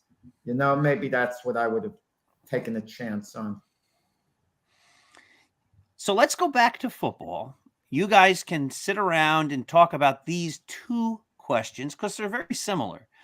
Baker Mayfield, he is now going to the Los Angeles Rams. And the question is, can he revive his career with the Los Angeles Rams? There's another quarterback named Zach Wilson. And the question is, will he be the quarterback of the Jets when the season starts next year? Well, so Doc, Baker's already playing with the Rams and already had a big game. So the question was given in right before the game. No one could see what Baker did coming. If you have to duck out, Doc, it's okay. Well, all right. So, but the question is, look, players have big games, right? Melky Cabrera once hit for the cycle or whatever. Like anybody could have a big game. The question is Baker Mayfield going to stay at the top of his game now with the Rams? And will Zach Wilson be the quarterback on the Jets? And I'll be back in just a few moments. Just on Baker Mayfield, the question, as I said, was given in before the game with the Rams. I couldn't see that coming because especially a quarterback, you come to a new team with all the complicated defenses and to do what he did, it was phenomenal what Baker Mayfield did. And they announced he's going to be their quarterback the rest of the season. That's the plan for him to start. So in a sense, he's at least temporarily revived his career with that big game, that big comeback against the Raiders. And we'll see what he does the rest of the year. If he plays well, decently, yeah, I mean, he has a job in the NFL. Teams are going to want him, if not as a start, as a primary backup. Compare that to how it looked when Carolina cut him. The Rams were the only team to claim him off waivers. Now, if Baker Mayfield wound up being on waivers, a number of teams would claim him. And also, it's the image of Baker Mayfield. He has an image of being high-strung, maybe difficult to deal with. He had that at Cleveland. He went to Carolina. At least he got along with the players, the coaching staff. If he gets along with the players and coaching staff at the Rams, even if he doesn't stick with the Rams for next year, he would have at least added to his image. Yeah, I think he revived his career absolutely with that game last Thursday. He created a sports buzz. For one night, he was like not counting the Brittany Griner story, which wasn't directly sports related. He was the biggest story in sports for one night, Baker Mayfield. Yeah, I tend to agree with you, Jack. I think Baker might revive his career with the Rams, depending, if the Rams play really good or not this year.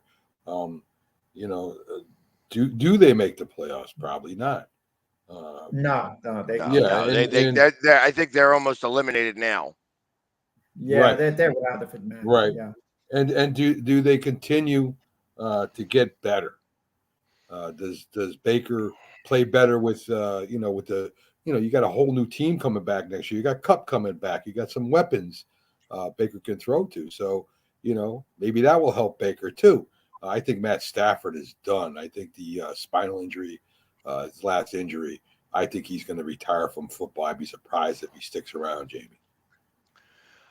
I almost would agree there. I think he's getting old. I think that if anything, if he stays around next year, it'll be more to be the backup and to carry the clipboard for Baker. No, not Matthew Stafford. Are you kidding me, Pat? Well, you know what? Some people just don't know how to stop. I think absolutely he would be a backup because for Baker. And come on. Not because he feels that. Just some people are gonna. He would fulfill his contract, is what he would be doing. And I think that, you're right. I don't think he wants to get hurt. I think that he would mentor and then he would also learn how to become a coach. And that's what I was just going to say. And start to get that type of experience. By carrying the clipboard, he'd be able to do that and get paid as a player. Maybe a quarterback coach for the Rams, right? Right. But again, what?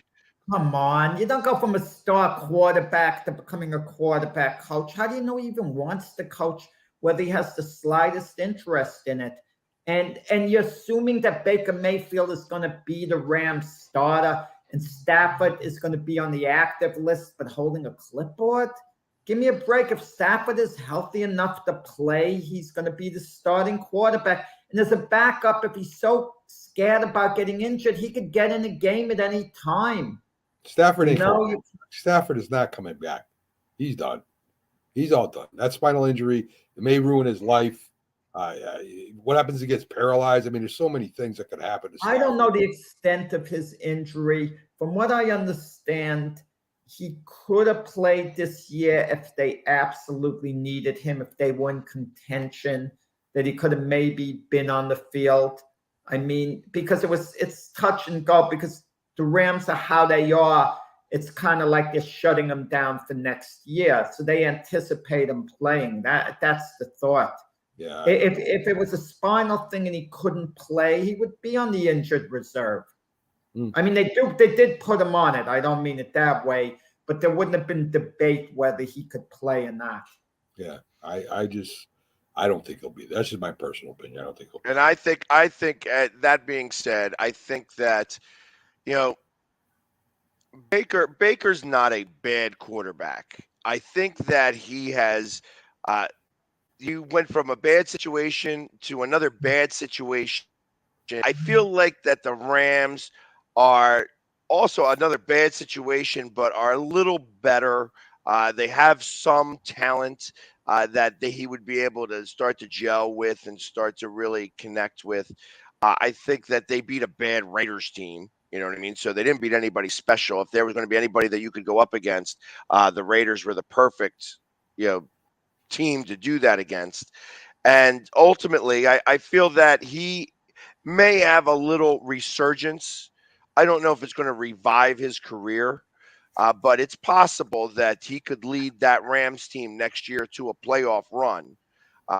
They are a Super Bowl contender, but they could definitely be on a playoff trajectory with Baker at the helm and the rest of the people that they have there having good seasons. Like, again, you got Cooper Kupp there. You do have a good running back over there, although he didn't have a good season this year. So there are definitely weapons that Baker could utilize. And ultimately, I got to imagine that flip-flopping from team to team in just a year's time has got to humble somebody, and maybe that's what he needed. He needed to be humbled a little bit. And ultimately, I think that he's going to have, like I said, a resurgence, a revival. Yeah, I think there's a lot of good quarterbacks out there right now that could play for the Rams next year too, that can compete with Baker Mayfield for that starting job. Quarterbacks that are just the same as him, field generals that aren't exciting. So, I don't know what's going to happen with the Rams next year, guys. Yeah, I actually put them as a dark horse to possibly land Rodgers. Money would be the funny thing about that. Yeah. How do you fit him under the cap? But that would be something that wouldn't surprise me at all. And with Zach Wilson, the Jets are not going to give up on him. What is going to happen? Let's say the Jets make the playoff. Mike White plays pretty well, and they get eliminated, the Jets, in the first game. Let's compromise on that scenario. They go to training camp. I think there's going to be a competition for the job between Mike White and Zach Wilson because Wilson was drafted so high. I don't think the coaching staff is going to be bold enough to say Zach is our quarterback. And they're also not going to give up on Zach Wilson because he was drafted so highly. It makes the GM look bad. So they'll have a quarterback competition there, and we'll see who looks better, at that point. But I would think opening the season next year, if Mike White takes him to the playoffs, he's going to start. But it's going to be a case if Mike White stumbles at all at some point, Zach Wilson is waiting in the wings to be brought in immediately to see what he could do because the fan base could live with that. If Mike White is struggling a bit, it's kind of what happened with you at Philadelphia. Minshew's in the background. If Jalen Hurts was struggling, the fan base wouldn't have gotten upset if Minshew was brought in to see what he could do. That's always the case. Sometimes it's better for a guy like Zach Wilson not to be made the starter because everyone's ready to pounce on him if he doesn't produce. But if you're coming in for someone who's not producing, that takes a lot of pressure off of you. I don't think Zach Wilson will be there next year, Jack. I think he's all done in New York. I think that he'll end up on a team that either needs a young quarterback or on a real good team where he can learn something from a veteran, how to read defenses, how to make audible calls, how to learn how to play football correctly. So I don't even think Zach Wilson will be there next year. They invested too much in him, Mac. That's the problem. If That's they didn't invest the second overall pick in the draft, I agree with you, he'd be gone. If he was like a fourth-round draft choice, he'd be gone next year for sure. Okay, maybe even cut this year. But because of the investment, it makes them really look bad, the Jets, so they're hoping they could salvage it. But you're not wrong. Under normal circumstances, you'd be correct. That's a good point, Jack. Jamie brought up an interesting name, Aaron Rodgers. A number of years ago, the Jets brought in Brett Favre, right? Is Aaron Rodgers a option, do you believe, for the Jets next year? I don't. Would he want to play in New York? I mean, it would be. Let's assume he would. Let's assume he would want to play. Is that an option for the Jets? Is that something that would be smart for the Jets to do? I guess. I mean, you're going to talk a huge salary they would have to pay. You're going to talk again. You say he wants to play there, but he probably doesn't. He's got. Does his girlfriend want to? Does his girlfriend want to go to New York? I mean, there's so many different possibilities, Doc. Does he have a girlfriend? He was seen at courtside at the Milwaukee Buck game with the Bucks owner's daughter. So I don't think Aaron has a girlfriend. Maybe that's his new girlfriend. I don't know, Jack. But one thing about Aaron Rodgers, I think Pags got to him because I saw Aaron Rodgers commenting on the Philadelphia fans and a picture of you, Pags, in uniform. That's true, Doc. As Aaron Rodgers is talking, you see Pags in his football uniform raring to go. So he was complimentary in a way towards the Eagle fans, meaning you were getting inside his head. And he was trying not to let anyone know that. Yeah, he was. And that story was a couple of years old. Actually, it's that picture. That picture was from the Pat McAfee show from 2 years ago, and it got more play this year than it did last year. Ultimately, when we played Green Bay, I think they beat us last year or something like that. But actually, no. Jalen Hurts beat him 2 years ago. So, but it literally, that picture came out then, but it made a big resurgence this year because he said that a couple of years ago. But it was a game in Philadelphia where Aaron Rodgers was playing, where somebody ran onto the field with the ashes from their mother and put it there at on the Eagle in center, on the 50-yard line, the ashes of his mother. So it was, and of course he got to see that, and that guy became very iconic because of that. And it was, a very unique type of situation, but he happened to be privy about that. And then he was very complimentary about how unique our banter is. So that we are very good with being able to go back and forth, as LeBron James and Russell Wilson, Westbrook heard about yesterday. There you go. All right, so let's move on to a whole different realm. These questions, of course, Jack gives them to us a couple of days before the show. And you know, Jack, I have to take a moment here just to compliment you because, I mean, week after week to come up with all these different topics and great things for us to talk about. It's amazing. And here's a really good one. Who is the most iconic woman in sports history? The most famous female athlete? And I'll go last. So let's hear you guys banter about it. Who do you think is the most famous female athlete of all time? Well, I'll take this one first. Of course, you probably would have to say Serena Williams but I'm going to go with Billie Jean King. I mean, she was, she was the whole beginning of the females playing males in tennis in the 70s. You know, she was part of that women's movement. She played Bobby Riggs, who at the time was a real good tennis player, and beat him, even though maybe Bobby Riggs did rig it. I don't know. Maybe he did let her win just for the heck of it. I don't know. But I'll go with Billie Jean King. I think she's still at matches today. She still discusses tennis today. So that'll be my pick. Max said it for me. I don't have much to add to it.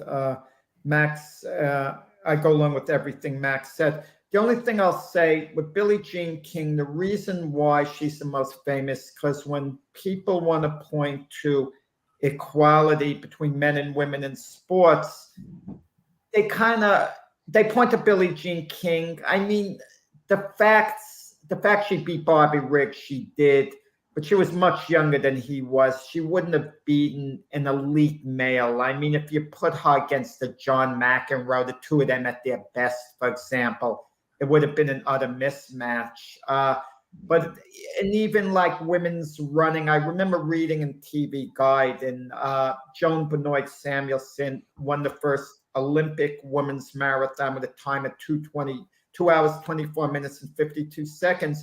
And TV Guide wrote, very few males would have been able to match that. And I'm thinking, wait a second, you needed a 2:21 and change to just make it to the Olympic trials for men. She would have been 3 minutes off making it to the men's Olympic trials. But with that said, Billie Jean's truly iconic. I mean, we prorate things. The top women athletes aren't going to be able to compete against the top men head to head, but they could give us better value. They could be more entertaining. I could watch. I'll tell you what, here's a picture of Billie Jean King being entertaining. Talk about iconic. This is the famous TV show, The Odd Couple. There's Bobby Riggs and there's Billie Jean King, and they're playing table tennis as the highlight of one of the great episodes of all time on one of TV's most iconic TV shows. So Billie Jean King is a very classy individual. The way she conducts herself, the way she speaks, she is very complimentary of Bobby Riggs. But after the match, in the years after that, she said Bobby Riggs was one of her idols, and she didn't take any cheap shots at Bobby Riggs in any way, shape, or form. She understood that to Bobby Riggs, it was all a big game, their match. But she knew what was on the line. Imagine the pressure that she was under. And what made Billie Jean so iconic too, Bobby Riggs easily defeated Margaret Court, who was supposed to be a gentle step ahead of Billie Jean King right before that. That's what set up the King-Riggs match. And by Billie Jean winning that match, that was good for society. Because I don't want to think how people would have perceived things if Bobby Riggs won, because some of these chauvinists would have taken it as a chance to put, women down or women's sports down. And it was a good thing. As a man, I'm happy that Billie Jean won that match. Yeah, I agree with you. Pags, you have a famous, most iconic female sports figure of all time that's different than Billie Jean King. So when I think of like iconic, the first name that comes to my mind, and it's maybe because I'm not as old as the birthday boy and the He's only historian 26. down below me, but is like Mary Lou Retton.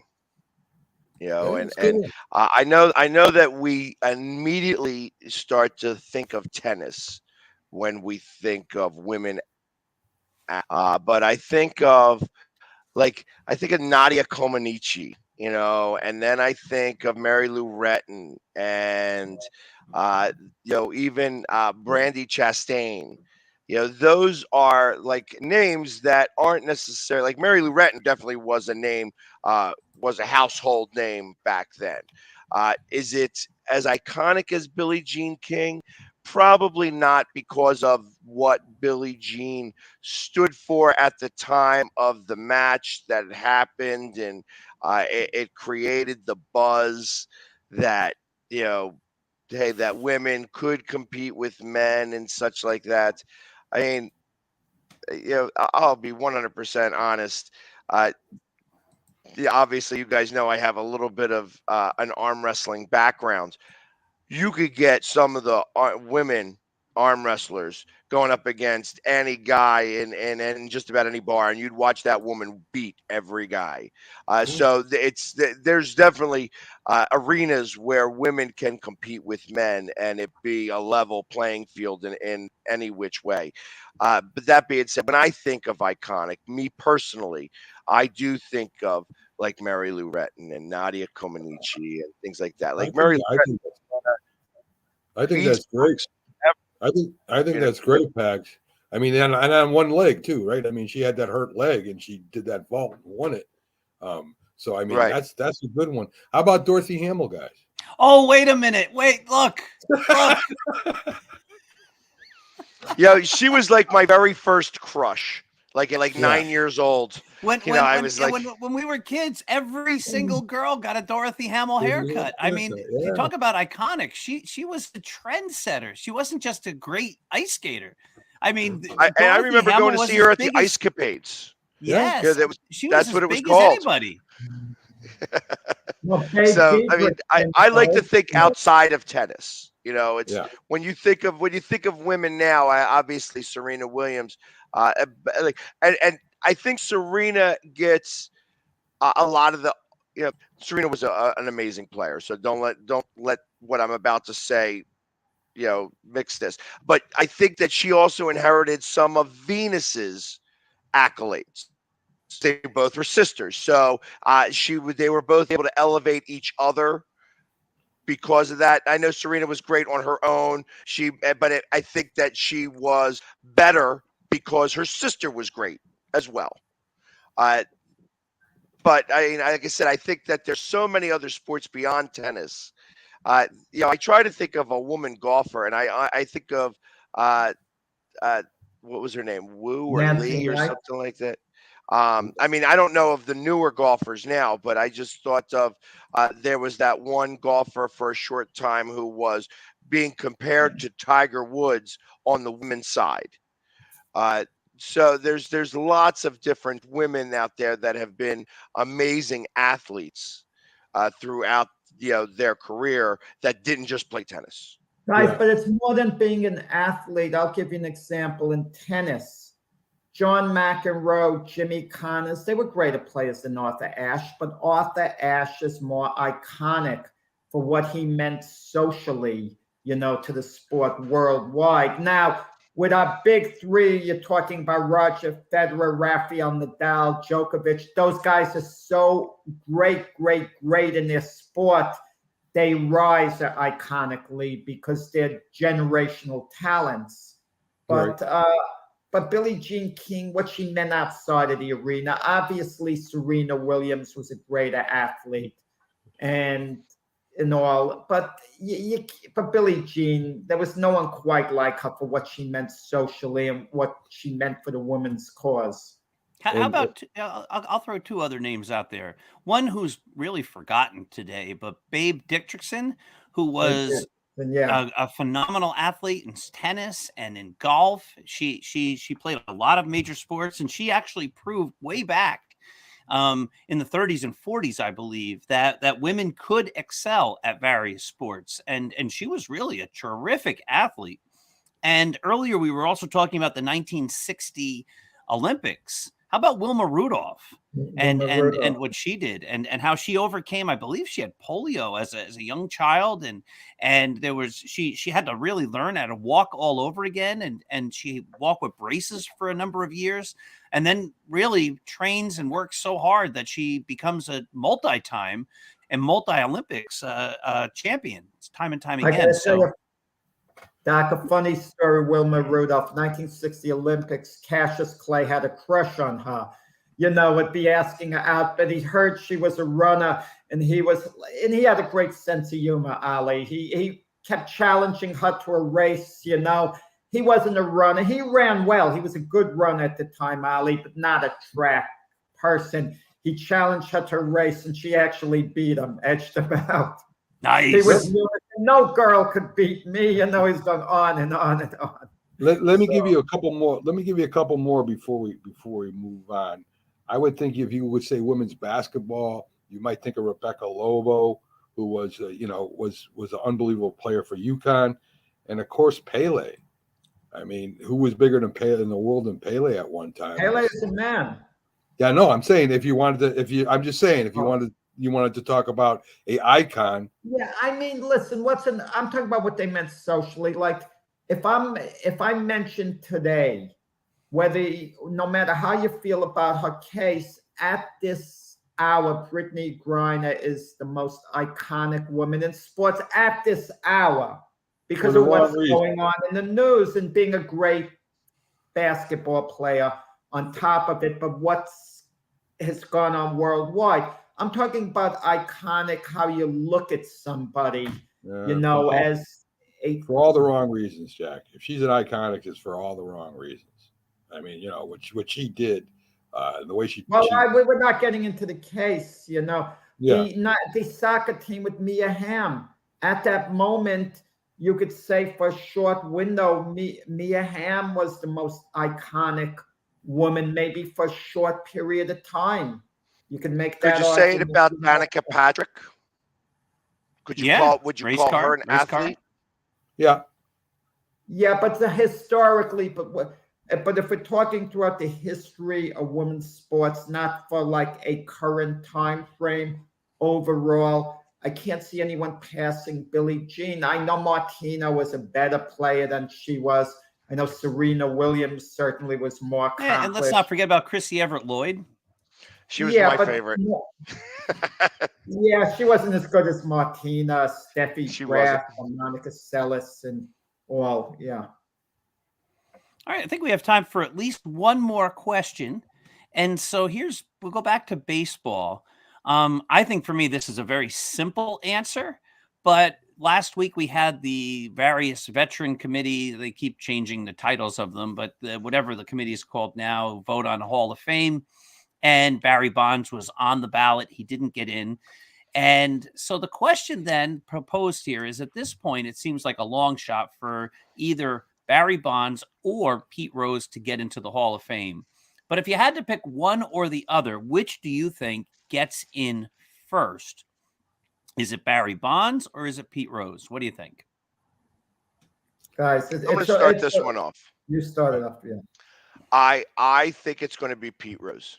And the reason why I think it's going to be Pete Rose is because he's going to die. And he's going to get put in posthumously. I think that's what they're waiting for. I think that they do not want to give him any of the accolades while he's alive. I think that he's going to absolutely make it into the Hall of Fame. And once he does, that's when you'll start to see Bonds and everybody else. It's almost like they'll start a new wing of the undesirable Hall of Famers, and they'll all start to come in at once. But I think it's going to be Pete Rose, and I think it's just because of the fact that he's going to die soon. You know, and I say soon, I can say within the next 10 years. And then the moment that he's gone, they'll put him in the Hall of Fame. Pax, but Shoeless Joe Jackson was never put in. So why and you'll see he'll also be put in. Like I said, you're going to see a bunch of the undesirables that they're going to have. It's almost like they'll have their own wing of the Hall of Fame. So all of these people, you have to include them. You have to include them. These guys have been amazing baseball players. And say what you want or have whatever feeling you want. Baseball allowed everything that happened before Bonds. It was like, oh, then we gotta do that. But baseball wanted it to be that. So McGuire, Sosa, you know, all of those guys that wound up doing, you know, all those types of steroids are all going to get in. But it's going to happen after Pete Rose gets in posthumously. Could you and imagine? Then also, Shoeless Joe Jackson, I'd be willing to bet, also gets in. Pags, could you imagine they have the undesirable wing in Cooperstown? That would be the most attended wing in the museum, the undesirable wing. But Pags, I agree with you on Pete Rose. It's a long shot for both. But Bonds is not getting in ever for this. I mean, maybe, I'm not, who knows, 50, 60 years down the road. Who knows what the heck's going to happen. But Bonds is nowhere even on the radar. He only got 4 votes out of 16, and this is a special committee. He needs 12 votes. He's not anywhere close. I mean, Don Mattingly and Curt Schilling are going to get in ahead of Bonds. As far as Rose goes, it's interesting. If he was made eligible to be on the ballot, which ballot would he be on? Would they put him on the ballot with the players? Would they put him on with the special committee? I think these guys take things personal. If Pete Rose winds up on the ballot, he did play the game the right way. How can you not vote for him? Yet there would be people who wouldn't vote for him because they think he was a real jerk, and they'd also think, well, the point is he, you know, bet on baseball, so I'm never going to vote for him no matter what. So I think it's a long shot, but I think the door's a little bit open for Pete Rose if they make him eligible. I don't think that door's open for Bonds at all. Wow. You know, I think go Mac. I think we're forgetting some of the most important parts of Pete Rose. First of all-time hit leader. What is it, 4,700 and something hits? I mean, no one's ever going to 4,132. Everyone knows how great he was. No one is. 2 MVP, 2 World Series. He brought his team to 2 World Series, 2 different teams, if I'm not mistaken. So I know people know that, Jack. I'm just saying that, you know, let's not forget the contribution that Pete Rose made to these teams and his awards and his records. I mean, you know, yeah, he cheated, but everybody in the history of baseball almost has cheated. So Pete Rose was the most popular player in baseball for a while when he played. No one was more popular than Charlie Hustle. Yes. But that was then, and this is now. He's no longer popular because of his personality. He lied for years, and things have come out about him. He's not the popular guy he once was. He's not admired anymore. Wow, I'm going to disagree with all 3 of you on this. I think Barry Bonds gets in years ahead of Pete Rose, and I think it's because baseball has not allowed Pete Rose and Shoeless Joe Jackson in because it cannot ever do anything that's going to even give a tiny bit of belief that it's saying that gambling on games when you're involved in the games or managing the games has any place in the game whatsoever. And because of that was a rule that was in every locker room. It's on every locker room wall. You cannot gamble on these games. Now, Pags made a good point. He said baseball gave a little wink and a nod to all the guys who used performance enhancing drugs, and it wasn't even outlawed for years after some of these guys had used them. And we've already seen certain players who have the hint or the question of steroids around them get into the Hall of Fame. We've seen managers who managed the steroid guys get in the Hall of Fame. We've seen the commissioner of that whole era get in the Hall of Fame. And I just think it's a matter of time before there's enough people on the committee who'd say, you know what, he was part of the game. That you're going to see like A-Rod get in one of these years and through the writers. And once he gets in, he's been suspended for steroids. So if you let A-Rod in, how do you keep Bonds and Clemens and those other guys out? So I think the steroids is going to be much more accepted than gambling. Absolutely, positively. So I don't see Pete Rose getting in for a very, very, very long time. And I think the steroid guys will get in before he does. Doc, the math is simple, though. There's a 16-person committee now. Which changes. Doesn't matter. It's going to be a different 16 people next time. It's never the same guys. But no, in fact, and even the groups change. So like next year, I think the group is 22. So it's all different associations that get the ability to vote on this. I didn't think it was the same group over and over again. Well, this is where I think Rose has the advantage. Now, you say gambling is in no part of baseball or something similar to that, but gambling is in baseball right now, Doc. They are gambling on the games right now. But the players and the coaches and the managers aren't. And I think that's the firm line that baseball can't accept. I don't know. I don't know if maybe they're placing bets through friends. Who knows what they're doing? All I'm saying is that with the gambling, to me, that now you're talking puts it in favor of Pete Rose because there is gambling, and gambling's not a big deal anymore, Doc. Do you know? I think the gambling part is going to be normalized enough. Let me tell you, I think if you're going to have a sport, any sport where you say it's okay for the participants in the contest, the professionals, to gamble and to be part of that gambling culture, I think sports is walking a very scary line with it anyway, with all the betting apps and all that kind of stuff. But the minute you say it's okay for the referees or the players or the coaches to be involved in the gambling, that's the exact moment that you delegitimize the integrity of the sport, and the sport will go downhill. Doc, there's gambling. It's called bonus clauses. That's the same thing. The knock on Pete Rose was, well, if you bet on your team, you might make some moves during the game that you wouldn't normally make that could jeopardize your team in the long run because you want to win that game bad enough. Let's say a guy has a bonus clause. Let's take it to the NFL with Matt Ryan. They weren't playing him early in the year because they didn't want to pay out bonuses, reportedly, the Colts on that. But let's say a guy needs a few more at-bats to reach a milestone, and the manager might not play him. The team might not play him. They might not want him to reach the bonus because he's not a popular guy. And there are different ways that affect the game with these bonus clauses, the same way as you would if you bet on your team. I think in baseball, and that's what we're talking about specifically, I don't think there are very many bonus clauses that in the last numbers of years, because of the fact that those clauses could be manipulated by a manager or things like that. I think sometimes there's things in there about if you win the MVP, but that's out of a manager's hands. But I think with most of these contracts, you don't really see any of that in there.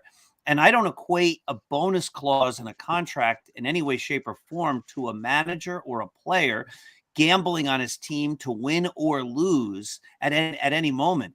I just think it's much too hard of a line that cannot be crossed. Now, does Pete Rose belong in the Hall of Fame as a player? Absolutely. He won all those years with the Reds. He went to the Phillies, helped them win, all-time hits leader, iconic figure.